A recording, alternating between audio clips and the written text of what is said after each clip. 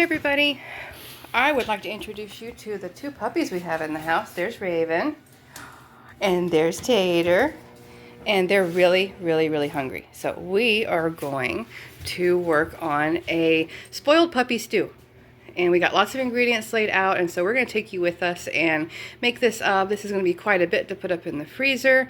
This one, Raven, is expecting. She's a little mama, and we are about a month into her pregnancy.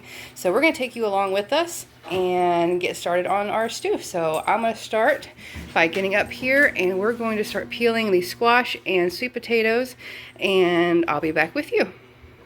All right, got you guys up here on our camera stand, and like I said, we're going to be peeling up the sweet potatoes and the butternut squash. We have a deer roast ready to go that just got thawed out, and we're going to cut up some celery, get everything prepped and ready to go, and we'll be back before we start cooking it all up.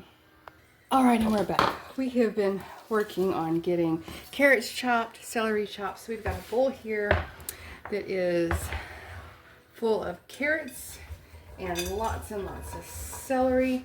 So that's what we're making, a lot, because we are going to pair all of this with a nice fresh deer roast from the butcher.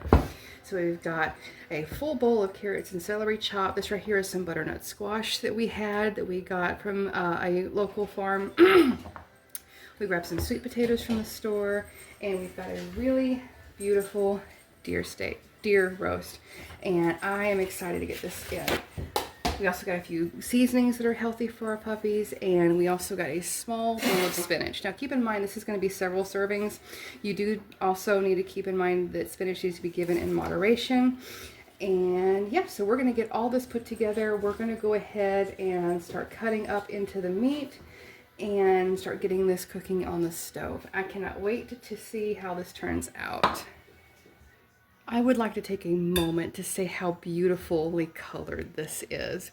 So fresh, so wonderful. I'd also like to say that yes, we do feed our dogs some really fresh ingredients if we can. The dog food that we get them is from a local farm and feed. Raven, baby, get out of the kitchen. And it is very fresh. When they order it, they actually make the food before they send it when they order it. So that's really wonderful. It's high protein for the dogs.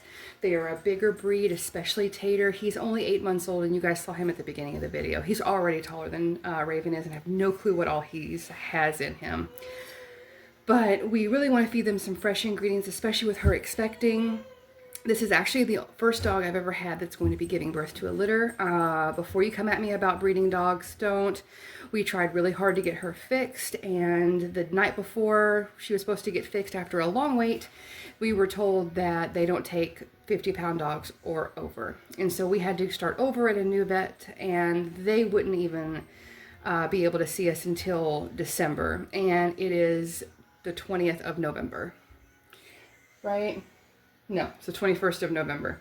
And so we couldn't keep them separate enough. He's huge, and it just happened outside. So, you know, is what it is. So now we're facing it, and we are just going to keep her as happy and healthy and try to find really good homes. And she's still on the list to be fixed as soon as the puppies are weaned. And so we're taking care of all of that. But, you know, we tried. It just didn't decide to work with us. So, but anyway, yeah, we've got these 3 veggies put together. We got some wonderful sweet potatoes all cut up, and we're going to be putting in some basil. See if you guys can see. The ring light is terrible, but basil. We have some thyme, and we also have some ground fennel. We have checked all of these to make sure that they're going to be safe for the dogs with our vet, so don't worry about all of that. And the one thing that is potentially problematic, we are using for the folic acid because she's pregnant, and we're using in very small amounts, but we want to make sure she gets a little extra help to make those puppies nice and healthy. All right, well then I'm going to let my partner Tanesis come and cut up the meat, and that's his favorite part. It's what he likes to work on and enjoy doing. And then we're going to get everything in a pot and start getting it cooking down. So we'll be back with you whenever we get all the meat cut up. All right, we're going to go ahead and get started on breaking down the meat. We're going to put a half teaspoon of every seasoning I just showed you, the basil, the thyme, and the ground fennel into a bag of oat flour. And all I did, I'm going to reach over next to you, is I just took some oatmeal and I pulsed it in my food processor and made my own. Regular bleached white flour is really not good for your dogs, and so if you guys are looking into doing some of this, definitely check with your vet, look on Pinterest, look online, get you guys some good guides on what is good for your animals and what isn't, especially if they have some dietary requirements as well. So definitely talk to your vet that they have a relationship with and they can guide you. But yeah, my partner really isn't wanting to talk too much, but who knows? Silent Shimmer didn't want to talk a whole heck of a lot in some of my other videos, but she came around. We'll see how that goes. But we pulled this deer steak or deer roast out of the freezer, and so we're going to break that down into some chunks. And yeah, we have the puppies circling. They are so excited.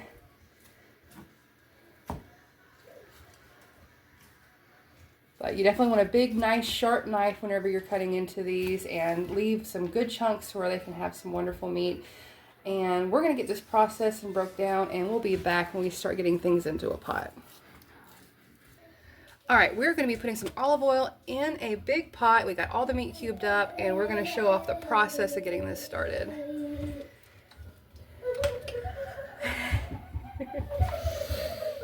Guess I'm putting olive oil on our shopping list. Yeah, See, he can say words, just not on camera over here. Alright, so we got our seasonings in our oat flour.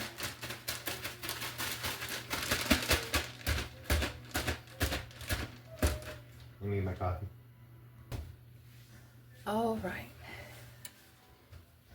Don't stick your hand in a hot pan. I've been doing this for about 16 years, so my hands can handle a little bit more heat.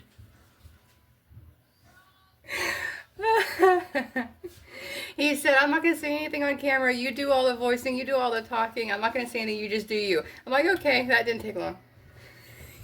I love it. But yeah, we're going to get all this meat put together and get it in the pot and work on getting our veggies together. So I'm going to be behind the camera getting his veggies together while he takes the lead on working on most of this.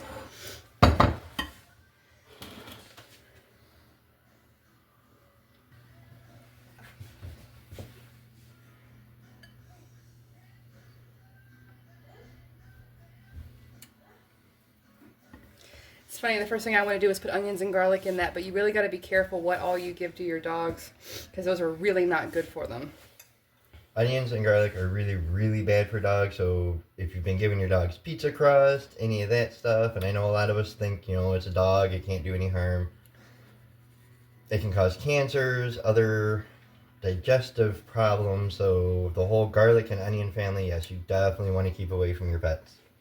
Yeah, it's really great to treat your dogs, especially whenever they've been either well behaved or you're training, but treats really have to be contoured to what they can have, and we're actually going to make some homemade treats on another video, and I'll link that into the bio as well, so you guys can go grab that. And it's fun. Homemade your treats if you can. If you can't, don't have time, grab some at the pet store that are good for them. Stay away from rawhide. Rawhide is very bad for your dogs as well, so try to find things that are soft or things that are natural. Just rawhide is not a good idea.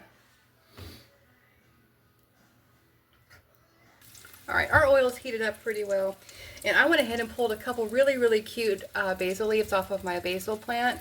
It's still a baby, so I'm only going to put about 4 in, but we're definitely going to add that to it. We're just going to throw that right in there with the spinach.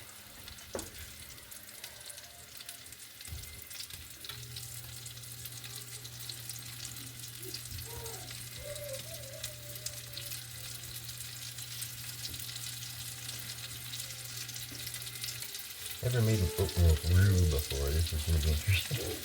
It is. Like, it's still a bit of a coarser grind, and so I didn't let it sit for a while. I didn't throw it through a flour mill or anything. It's just a really easy, small food processor. Nothing crazy.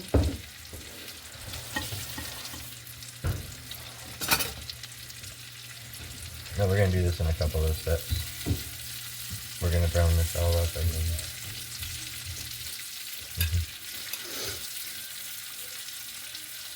Yep, our dogs are spoiled, and we like it that way. They're good dogs, though. They really are. And I can't wait to figure out what Tater is, though, because we really want to do one of those little doggy DNA tests and see, just because of his massive size and his awkwardness. Like right now, his shoulders are too small for his head, and he's growing and having so many growth spurts, and he's like already over 80 pounds, and he's 8 months old. So, yeah, for everybody out there thinking, oh, he's just a regular sized dog. No, that's an 8-month-old puppy. So you still got plenty of room. We're thinking maybe it has some Mastiff, maybe a Great Dane, great-great-grandfather somewhere. Something is giving him this size. All right, those are getting a good sear on it, and we're going to move on to the next step.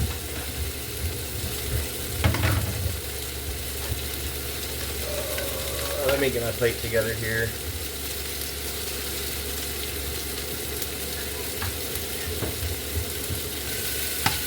So everything's got a good sear on it. So I got a little juice coming out, a couple of them even in there. But we're going to pull these out for a few minutes.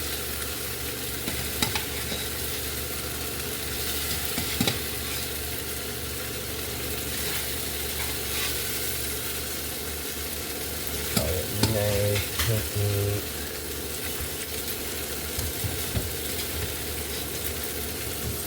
I was just telling him it smells really, really good in here. That oat flour didn't look too bad.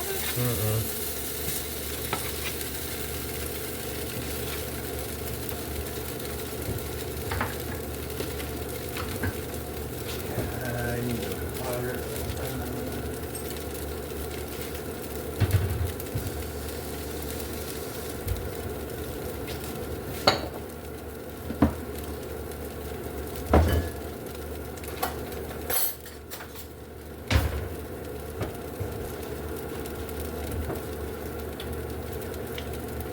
We're going to toss in just a little bit of bacon grease. This is from just us keeping it in the fridge from cooking up some good bacon.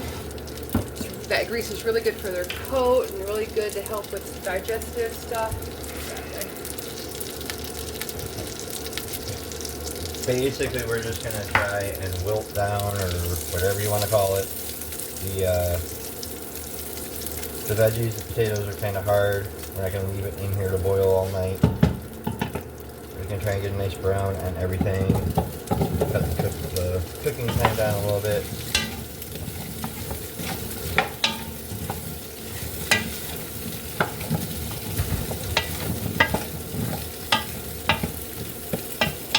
Those in there for a little bit, get nice and brown on them. Take about 5-6 minutes.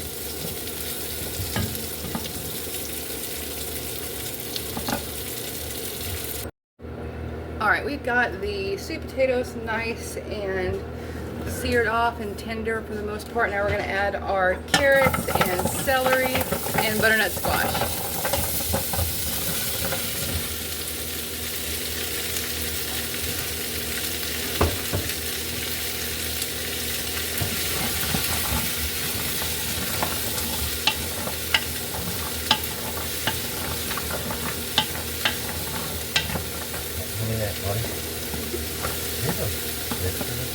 Yes, we do. Okay.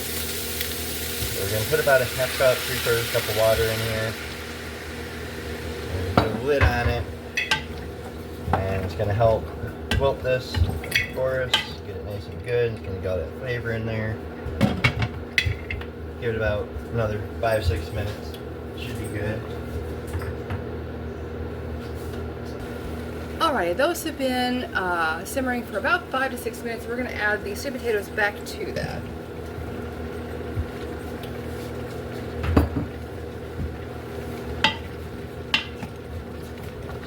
And go ahead and give me the meat. That is a lot of orange. It is a lot of orange. Isn't that pretty though? Got green and orange and orange and another color orange. Drop a little bit of meat in. Alright, we're going to start with 4 cups of water. And let's see.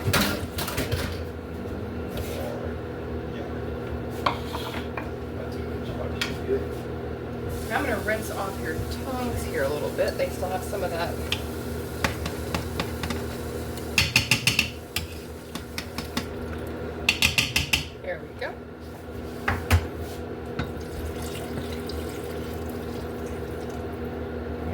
cups of water in there. We're going to go ahead. And we're going to put that back in there instead of having to add stock to it. Let that boil away. And we're going to go ahead and put some more of this oatmeal in here just to thicken that up a little bit for them. Turn it like a gravy a little bit. And we're going to let that go for about an hour. We're going to bring it to a simmer and just let it go. And then you'd say, how many servings would you say that will probably end up being? This is probably enough to give them, I'd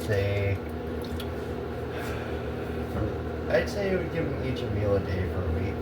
That's so not about bad. 14 servings. That's not bad. And so that's whenever we're putting in so many veggies and so much meat and everything, to keep in mind this is a big pot full with a lot of servings. And a lot of these veggies are going to cook down. You do replace an entire meal. If you give them stew, that is their breakfast, lunch, dinner, whatever you give it for them. Don't give it to them on top of their dog food. Just give it straight to them. And they're going to love it.